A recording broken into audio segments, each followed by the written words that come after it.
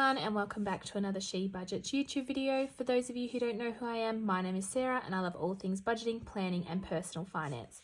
In today's video, we are going to be doing a bit of like an example of a different type of pay period for someone who doesn't just get paid weekly.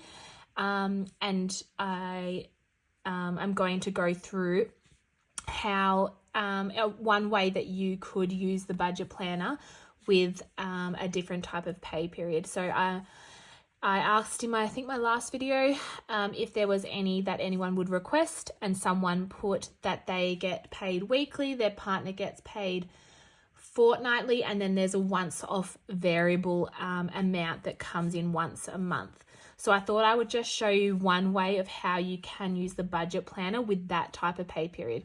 If you have a different type of pay period and would like me to do an example of how you could use it, then leave it below.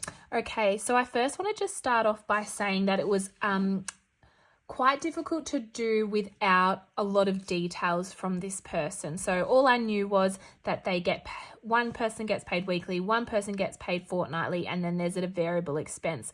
I don't know how much they get paid. I don't know how much their expenses are. I don't know what their goals are. So I kind of just sort of had to make it up a little bit as I went along. But just to give you an idea of different ways you can use it if you don't get paid weekly.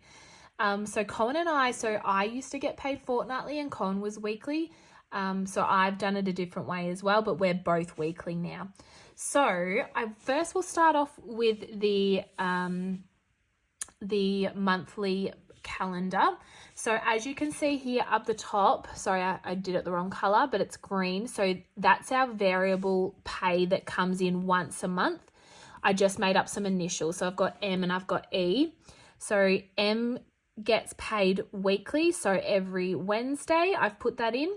And then I've got E gets paid fortnightly every second Friday. So there. So what I've done here is, so for pay one budget, when I talk about that this is a pay one budget sheet, I've also made it green.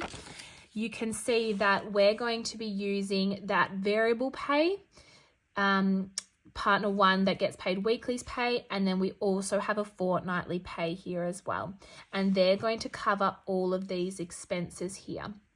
So if you did have a mortgage or your rent, if you can, I'd make it, it's easier if it does come out. I've made it to come out fortnightly on this example for whenever whoever E pay gets paid. Just because then we've got more money to budget with, so it can cover that big expense of $1,000 that fortnight. So if that's someone like you, and if you can change your payments of if they come out weekly or fortnightly, it might be better to do it on a pay cycle where you get two pays from you and your partner. And I also added a car loan that's just one that comes out monthly into this one as well, just because we have a lot more pay to work with. So I'll go through, so this is pay one. So here we have a pay budget sheet. So what I would do is if this was me, and yeah, it all depends on, when you get paid, when that variable pay comes in. But what we're going to do is, so we've listed here our fixed expenses. I forgot to add the car loan, so that's why it's a bit further down. So here are our expenses that we were covering that month. So I've listed them there. Here's just our variable expenses. I just made some up. So we've got groceries, $300, eating out, $100, car, $100, M gets some splurge money, $100, E gets some splurge money, $100, and then the kids, I don't know if this person has kids, but I've just made an example. So kids get $50 for this week. Sorry, I skipped income, but we can see that variable pay, I put it as $2,000. That was that one-off payment for the month. M pay gets $1,000 a week. E pay gets $2,000 a week for a total of $5,000 to budget with just for this week. So yeah, like I said, I don't know these. I just made it simple and did simple numbers. So yeah, there's our fixed expenses that have come out. Our our variable expenses have come out, so they total $750, so we have left $2,460. And we have a lot of that money left over because of this variable pay, that once a month one. So then I thought, here are some sinking funds. I just made up some that they could be focusing on. So Christmas, holidays, gifts, pets, car service, family fun, school, house, medical. They're some of the main ones that people have. So they came to a total of $500. So we still have a lot left over in this budget, $1,960. And they're going to go to I put them as their main savings goals. I made these up: landscaping, $1,500, investing, $460, for a total of $1,960. So that was pay one budget. So that was where we had a lot of money to work with. But if we go to pay two, which is this in the blue, we only have this one pay. So this weekly pay that comes in. And as you will see, it looks very different, this pay sheet. We have just the one pay of $1,000. Here were our expenses that was covering in that section, which came to a total of $325, left us with $675 for the week. Groceries, $300. Could only budget $50 for eating out this week. Car, so that's petrol, $100.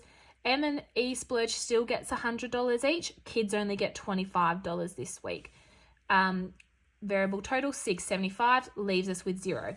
So this week we can't put into our sinking funds and into our goals or anything like that, but that's okay because we will the following week. So that's one way you can do it. That's what we used to do as well. Sometimes the week that I would get paid that fortnightly, when we had Colin's pay and my pay, that's when we could put more towards our sinking funds and our goals. But this week we're not able to. All right, so we'll move into the pay 3 budget.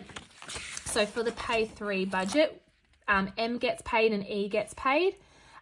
We have the big one of the mortgage or rent, $1,000, and a couple of more expenses here. So total of $3,000 to work with. Here were the fixed expenses for this week, came to a total of $1,115. Remainder is $1,885. We have our variable expenses, so $300 for groceries. Eating out, I've budgeted more. I just made out maybe you need to go out to like a restaurant or something. It's someone's birthday. So $150 for eating out. Cars getting $150 because you might have to do some more traveling this week. M splurge and E splurge still gets their $100. Kids get $50 for a total of $850, which leaves us with $1,035. We're putting into our sinking funds $50. Holiday gets $100. Gifts $50. As you can see there, all the sinking funds totaled $500. Remaining is $535. We were able to put, which is I just made up, their main saving goal, landscaping, got $535 into it. So you're still saving doing it this way, but there's just a couple of weeks where you don't get to. The pay 4, which is the last one for the month. As you can see here, these two we're going to include in November pay 1. So that will just be included in the next section of the budget planner. So for the last pay for October, it's just the one pay of $1,000. We have some of our expenses here, which totaled $295, left us with $705. Groceries, $300, eating out back to $50. Car only needs $50 this week. M&E splurge both get their $100. Kids get $50, total of $650, leaves us with $55. And what I did is I just put straight to their main goal, landscaping, $55. Okay, so that's an example of one way you can do it. Another way might be that maybe with this variable pay, you could just, for the whole month, put that whole variable pay towards your sinking funds, and then you don't need to put any money into your sinking funds each week because you've already done it with that variable pay. That's a different way you can do it. Another way you can do it is if you do have a big payment that comes out somewhere, each week you might just put a little bit aside to cover that big payment. So you might have a payment down here of $1,000.